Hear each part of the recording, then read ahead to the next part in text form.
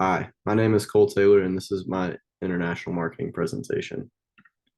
The situation I'm going to discuss today is Chick-fil-A making a plan to expand into China and what distribution models will be most effective for them.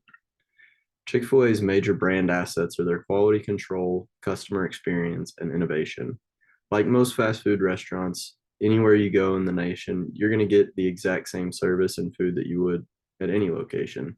Chick-fil-A's big advantage, though, is the quality of the food that they bring.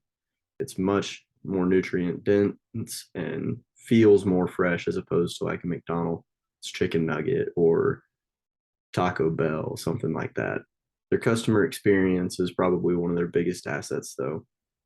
Chick-fil-A has arguably one of the nicest staffs, whether you're in Louisiana or Texas or Florida or anywhere in the United States, you're going to be treated well by the people working behind the counter. They're going to end every conversation with my pleasure. They're going to tell you, how are you when you come in? They're going to be incredibly kind to you. And that's one of their biggest branding assets. Along with that is their innovation. Their drive through is honestly pretty state of the art. They've got people standing outside in the rain, the sun, whatever it takes to get you through that drive through line as quick as possible and as effectively as possible. The challenges that they're going to face are their cultural differences, the legal and regulatory hurdles, and competition.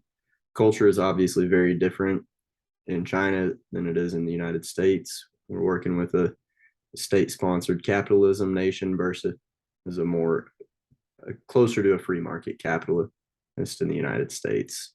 The legal and regulatory hurdles are obvious. I mean, setting up any business, regardless of it being in a foreign country, you're going to have to work with the government and pay your taxes and do all those right things. And then competition. There's good competition for the food industry in China and especially within the American fast food industry. I think the foreign service corporations are probably the best option for Chick-fil-A. An FSC is a type of entity that acts as an intermediary between a manufacturer and its foreign customers. It's going to provide tax benefits to the manufacturer while also providing a means of distributing products to foreign markets. An FSC may also perform some marketing and sales functions on behalf of the manufacturer. Now, what's going to affect Chick-fil-A's decision? We're going to look at some advantages and some disadvantages.